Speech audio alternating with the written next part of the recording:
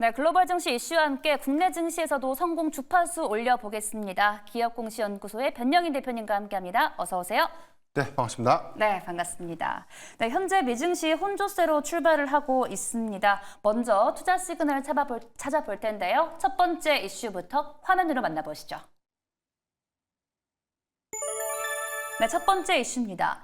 테슬라 인도량 감소, 엔비디아 반독점법 위반입니다.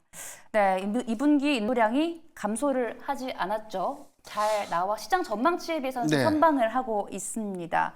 어제도 6% 넘게 급등을 했는데 지금도 한 5% 넘게 오름세를 보이고 있거든요. 시장은 어디에 지금 초점을 잘 맞추고 있는 걸까요?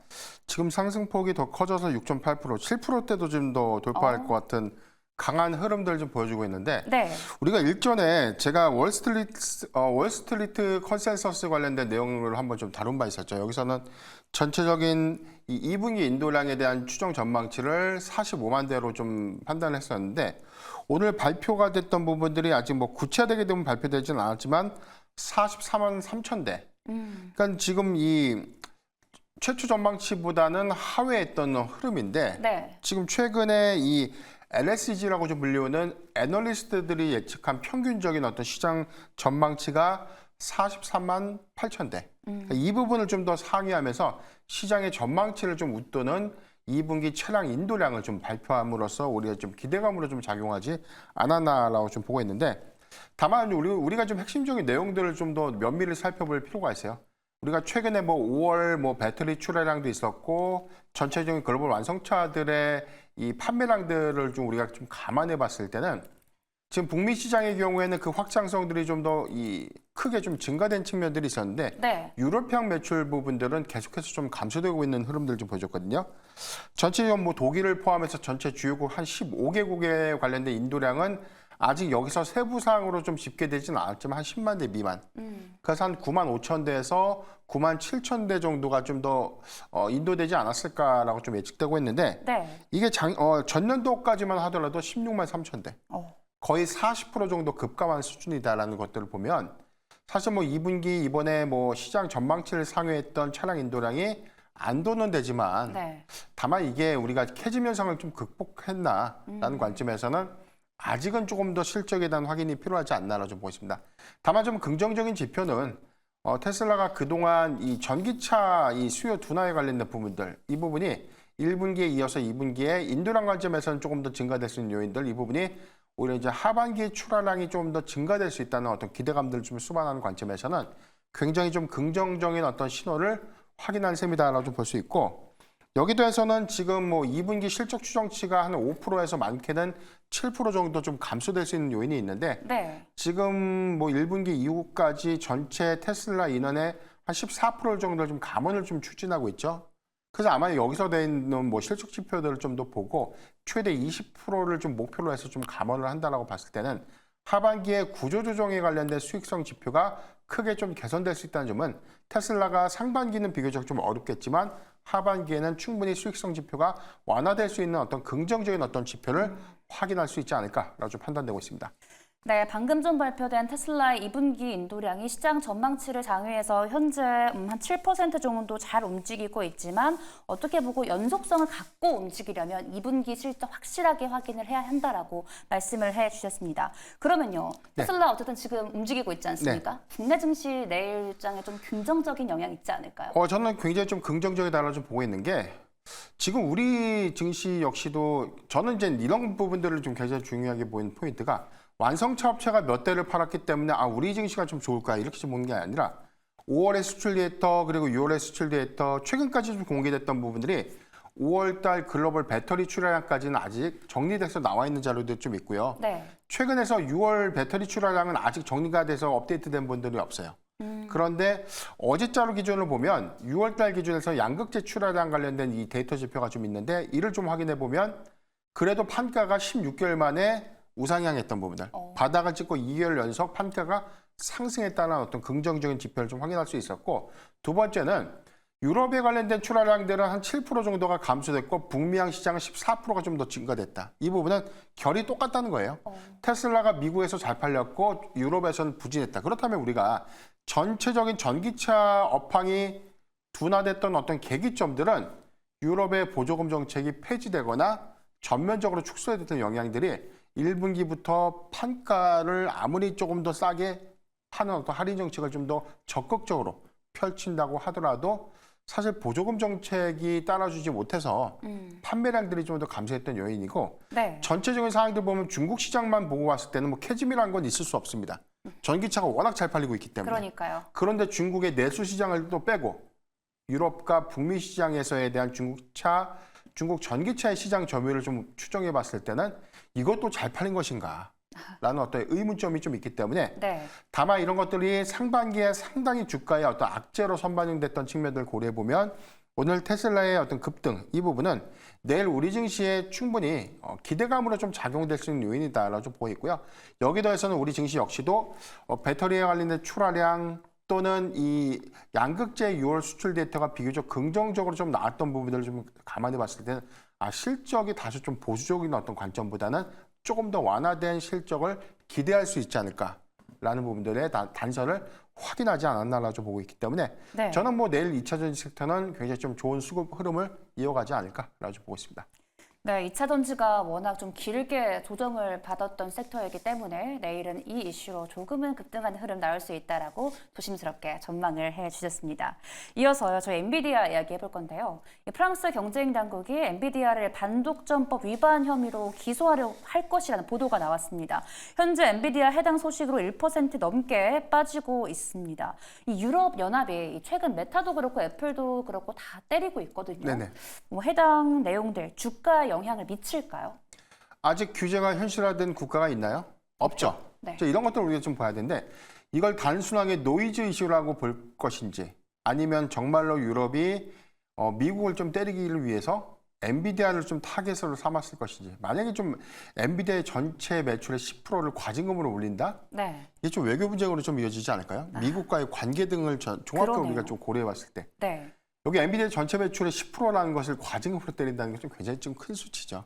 그러니까 이 부분은 언론이 확대 해석했던 경향들은 좀 있다라고 좀 보고 있는데 다만 좀 우리가 좀 봐야 되는 부분들은 AI 칩의 독점적 지위가 유럽 시장을 흔들 수 있고 이런 독점적인 어떤 이 경쟁 체제를 경쟁 이 행위를 좀 위반하는 어떤 소지들이 사실 정상적인 어떤 영업 활동의 흐름을 방해할 수 있다는 것들이 좀 취지이기 때문에 이 부분에 관련된 어떤 시정 조치나 일부 과징금 조치가 좀 있을 수 있지만 우리가 생각했던 것처럼 재무 상태에 상당한 어떤 훼손을 요하는 어떤 과징금의 부과라든가 어떤 이런 어떤 산업을 좀 규제할 수 있는 어떤 이 핵심적인 어떤 산업 규제 그런 안들이 좀 더 저는 가세되지는 않을 것이다라고 좀 보고 있기 때문에 네. 근데 한간에 좀 제가 뭐 토론방이나 이런 것들 좀 제가 모니터링 했을 때는 네. 엔비디아가 프랑스에 안 팔면 그만이지라고 그런 내용이 또 있더라고요. 근데 지금 뭐 엔비디아가 전체적인 데이터 센터의 AI 칩 공급이 중국은 사실 사고 싶어도 규제 때문에 지금 못 사는 사죠. 상황인데 네. 프랑스가 사실 그렇게 배짱을 좀 부릴 수 있는 어떤 영향인가. 오히려 그들의 그렇죠. 손해인데. 지금 전체적인 어떤 상황들의 흐름인 것이죠. 지금 시장이 공급자가 시장을 주도하는 시대죠. 지금은.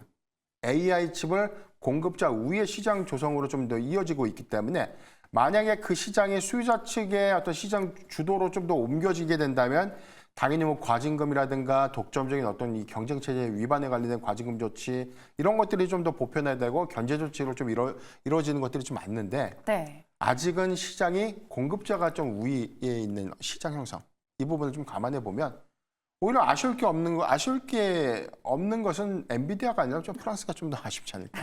자, 그런 부분들 좀 고려를 해봐야 될 것 같다라는 생각이 좀 들고요. 네. 다만 이제 그런 것들의 어떤 최악의 상황이 있다고 하더라도 엔비디아의 영향은 좀 제한적이다라고 좀 보고 있는데 오늘 현재 1.37포인트 좀 상승하고 있는 현재 1.5포인트까지 좀 낙폭이 좀 더 확대되고 있는 흐름들 이 부분은 엔비디아가 최근에 주가 흐름들을 봤을 땐 단기적인 RSI 지표도 과일권에 있고요.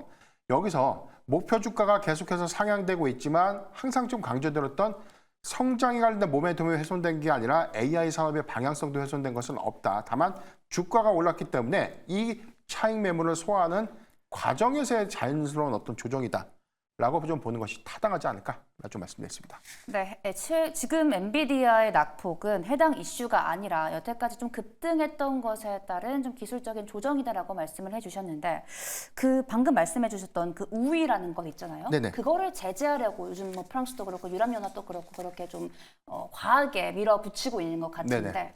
이 과징금이 좀 어마어마하다고 해요. 네네. 한 어느 정도일까요? 글쎄요, 이게 전체 매출의 10%까지를 할 수 있다는 어떤 단서는 네. 어떤 근거를 이야기했는지는 잘 10%요? 모르겠습니다. 그렇죠. 근데 뭐 과징금이라는 것은 어떤 정상적인 어떤 상거래 관점 안에서 부과될 수 있는 요인인데 이게 무조건적으로 과징금을 내라라고 좀 단정할 수는 없고 아마 어떤 시정 조치에 대한 요구서라든가 가이드라인이 있을 거예요. 이 부분의 반독점 행위를 완화시킬 수 있는 어떤 기준점에 관련된 어떤 이 시정 조치. 네. 여기 선에서 마무리될 수 있는 가능성은 좀 크지 않을까라고 좀 보고 있고 만에 하나라도 과징금이 부과된다고 하더라도 익히 뭐 우리가 얘기하는 뭐 전체 매출의 10%가 아니라 프랑스 공급량 등의 뭐 한 5% 미만? 근데 이것도 좀 크다라고 좀 볼 수 있는데 이것도 좀 저희 개인적인 좀 생각인 것이죠. 네. 그래서 저는 좀 결론적으로 말씀드리면 그런 막대한 과징금을 부과할 수 있을까? 과연 그게 현실화가 좀 될 것인가라는 의문을 저는 아주 강하게 갖고 있기 때문에 누구를 위한 것인가? 그렇죠. 네. 사실상 과징금 부과는 현실적으로 좀 어렵지 않을까라고 좀 보고 있습니다. 네, 또 과징금 부과에 대한 거는 현실적으로 어렵고 약간 언론의 비약이다라고 전망을 제시를 해 주셨습니다. 그렇다면요, 저희 테슬라 이야기를 다시 넘어가서 테슬라 관련주 최근 시세 흐름은 어떻게 보이고 있을까요?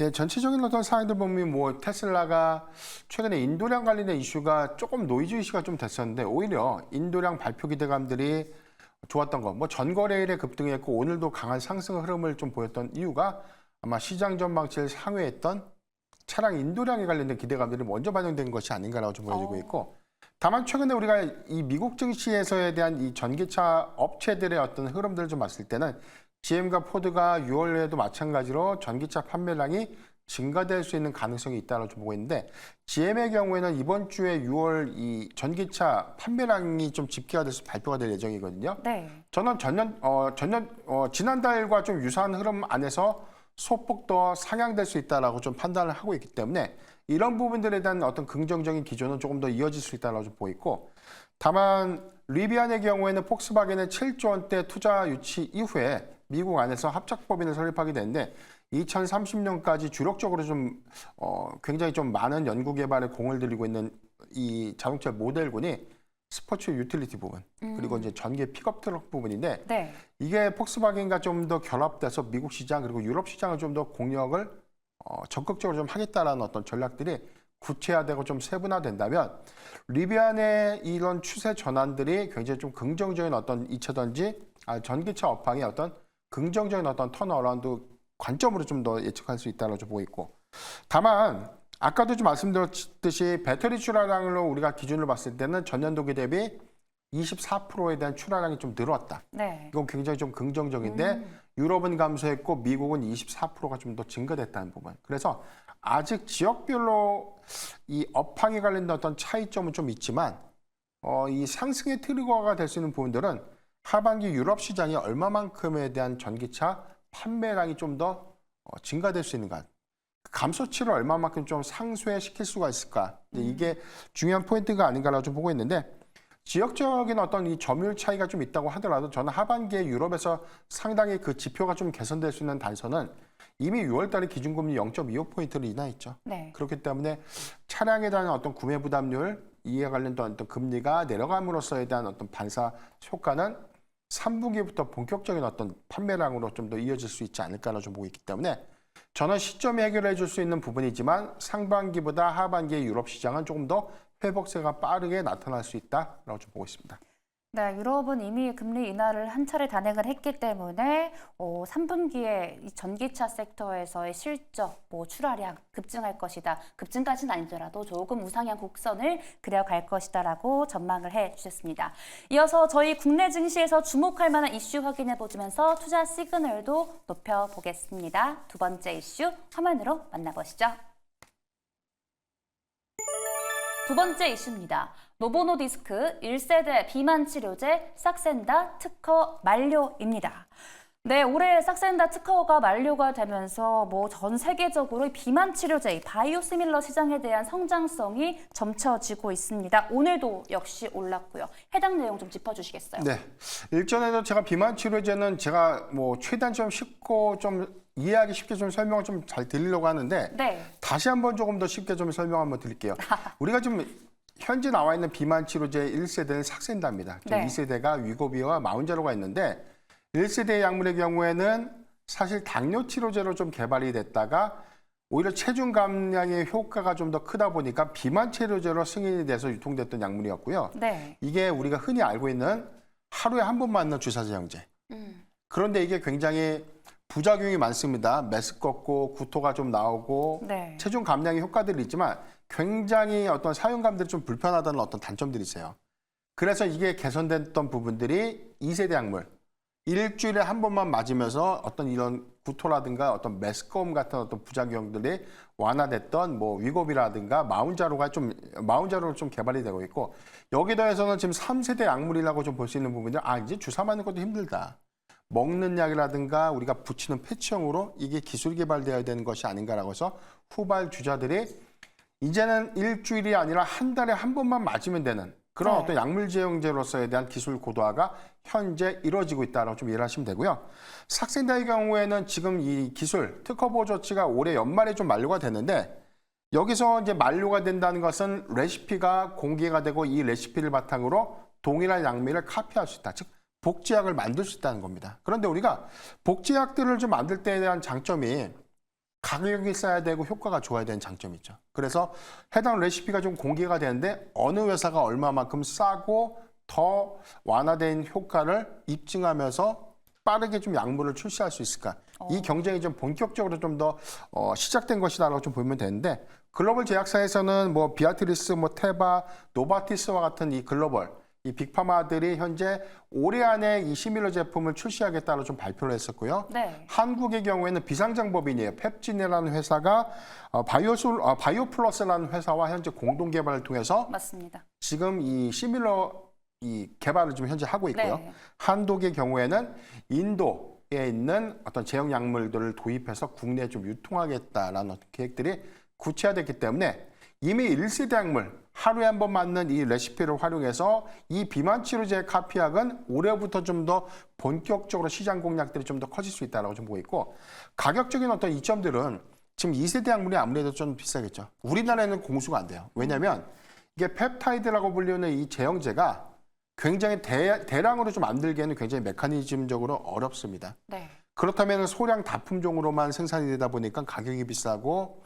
이것들을 많이 유통시키고 싶은데 제약사항들이 좀 크다 보니까 이게 일주일에 한 번만 맞는 것이 아니라 한 달에 한 번 맞는 장기 지속형 제형제와 결합을 시켜서 만들다 보면 더 많이 팔 수 있겠구나 라는 부분들의 연구 개발이 현재 좀 진행되고 있다고 좀 보시면 되고 삭센다의 경우는 하루에 한 번씩 맞다 보니까 사실 상대적인 어떤 부작용률들이 상대적으로 좀 더 커지고 있지만 아마 우리 앵커님께서 만약에 이걸 선택을 해야 된다면 네. 1세대 약물이 좋을까요? 2세대 약물이 좋을까요? 2세대요. 그렇죠. 그러니까 사람의 어떤 기여 관점에서는 가격적인 메리트나 어떤 측면들을 고려했을 때 1세대 약물들이 아직의 시장 선점 효과도 좀 있겠지만 네. 오히려 앞으로는 2세대 그리고 또는 3세대 약물들이 오히려 판매율 관점, 시장의 어떤 이 선호도 관점에서 더 높아질 수 있다는 차이가 있지 않을까라고 좀 저는 보고 있습니다.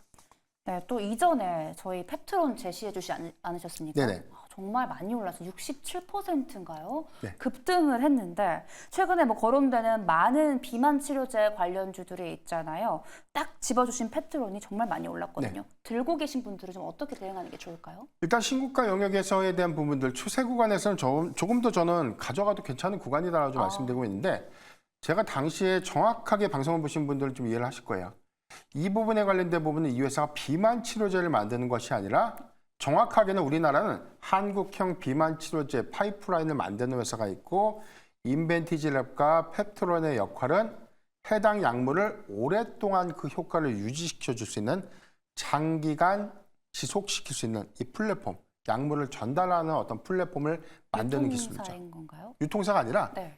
우리가 이제 예를 들어서 우리가 당뇨병 환자들이 네. 뭐 일주일에 한 번 맞는 당뇨, 뭐 인슐린 투약을 네. 뭐 한 달에 한 번만 맞는데 동일한 효과를 둔다면 환자의 고통들이 좀 더 떨어지겠죠. 그렇죠. 그러니까 이런 부분들이 굉장히 선호도 관점에서 좀 좋아질 수 있고 그래서 지금 이 비만 치료제가 최대 난제가 요요 현상.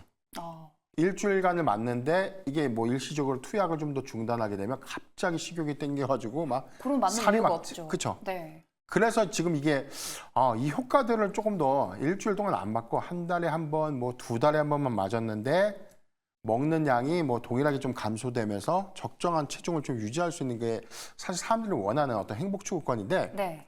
이런 부분에 대한 이 약물에 대한 효과. 그래서 해당 약물을 조금씩 몸에 반응시키게끔 유도하는 플랫폼이 장기 지속형 약물 전달 플랫폼이다라고 좀 보시면 되고요. 네. 펩트론은 스마트 대포라는 이 기술을 활용해서 해당 약물을 조금 더 장기화시킬 수 있는 어떤 약물 전달 플랫폼이다라고 좀 이해를 하시면 되겠습니다. 그래서 지금 시장에서 확강을 받고 있는 이유는 뭐 일라이릴라든가 노보노디스크가 해당된 제형 약물들을 일주일에 한 번 맞는 것들을 한 달에 한 번 또는 3개월에 한 번 맞는 주사제형제로 좀 더 고도화시킬 수 없을까라는 부분에 대한 관심도가 좀 커졌기 때문에 지금 글로벌 빅파마들의 기술 이전 관련된 검토들이 계속해서 좀 이슈 부각되고 있는 두 종목이 펩트론과 인벤티지랩인데 여기서 펩트론의 성과가 조금 더 크게 좀 입증되고 있는 기대감들. 네. 그래서 아직은 공개가 되고 있지는 않지만 라이선스 아웃에 관련된 해당 수요처들 이 부분들에 관련된 부분과 향후에 일라이릴리 또는 노보노디스크와에 대한 기술 이전들이 좀 더 가시화가 되거나 본격화된다면 펩트론의 경우에는 해당 가치에 관련된 기대감이 아니라 오히려 그 평가 부분에 대한 주가 반영들이 더 이루어져야 된다는 관점이기 때문에 저는 계속해서 좀 관심을 가질 수 있는 구간이다라고 좀 보이고 다만 성과적인 부분에서 지금 신규적인 지민대부분 굉장히 좀 더 리스크하지 않나라고 좀 보이기 때문에 보유자의 영역이지만 낙폭 구간, 조정이 좀 큰 구간에는 접근은 좀 가능한 구간이 아닐까라고 좀 말씀드리겠습니다. 네, 신규 매매로 진입을 하기에는 펩트론 약간의 고가 영역에 들어와 있다라고 언급을 해주셨습니다. 그러면요, 이 비만 치료제 핫한 섹터에서 관심 종목 또 다른 종목 어떤 종목일까요? 예, 저는 지금 인벤티지 랩을 좀 보고 있는데요. 오늘 많이 11점 오르지 않았어요? 그렇죠. 네. 오늘 11.4%인데 차트를 보면 지난 고가가 9월 8일, 작년 9월 8일 32,750원 대비해서 주가가 단기 조정받을 때 한 10,000원 초반권에 있었기 때문에 네. 거의 뭐 주가 하락폭이 굉장히 좀 컸다라고 좀 볼 수 있어요. 그래서 지금 하락폭들이 좀 크게 지금 삼중 바닥을 좀 형성한 이후에 좀 반등이 좀 나왔던 흐름들이었기 때문에 네. 최근에 241선을 좀 회복한 그림들은 좀 있지만 저는 여기서 추가적인 어떤 상승을 좀 이끌기 위한 어떤 단선은 사실 이 회사도 보유하고 있는 장기 지속형 약물 플랫폼의 기술 이전 성과를 입증해내는 것이 가장 중요하지 않을까라고 보고 있는데 암젠이 후발주자로서 지금 뭐 2세대 약물을 좀 타겟으로 한다. 근데 네. 여기 핵심이 있었어요. 우리는 일주일이 아니라 한 달이다. 한 달만 맞아도 되는 비만 치료제를 하겠다라고 하고 있는데 이 부분의 어떤 기술 메커니즘은 장기 지속형 이 약물 주사제 여기 관련된 어떤 기술들이 좀 필요할 수 있다는 어떤 기대감들이 최근에 이 장기 지속형 약물 전달 플랫폼 관련 종목들의 주가 상승으로 좀 이어졌다는 좀 보고 있고 최근에 비만 치료제 섹터의 전체적 어떤 상승 흐름들 좀 우리가 논의를 보면 이거는 뭐 삭센과 관련된 시밀러 관련주를 좀 빼야 될 것 같고요. 그래서 우리가 뭐 전통적으로는 한국형 비만 치료제, 한미약품, 유한양행, 뭐 HK, 이노엔 이렇게 세 종목을 좀 관심 있게 보지만 장기 지속형 약물 전달 플랫폼은 펩트론이 상대적으로 좀 많이 올랐기 때문에 인벤티지 랩에 대한 어떤 조정시 매수는 좀 유효하지 않을까라 좀 보이고 저는 지금 시가 부근에서는 한 15,000원 초반에서 분할 매수가 좀 가능하지 않을까라고 보고 있고요. 단기적인 목표가는 한 2만 원, 한 19,000원에서 2만 원 정도를 좀 제시해드리고 있고요. 저는 손절가는 11,500원을 제시해드리겠습니다. 네, 인벤티지는 만나봤고요. 조정 시 매수 전략 제시해 주시면서 목표가는 19,000원에서 2만 원 정도라고 말씀을 해 주셨습니다. 오늘은 여기서 보내드리겠습니다. 지금까지 기업공시연구소의 변영인 대표님과 함께했습니다. 고맙습니다.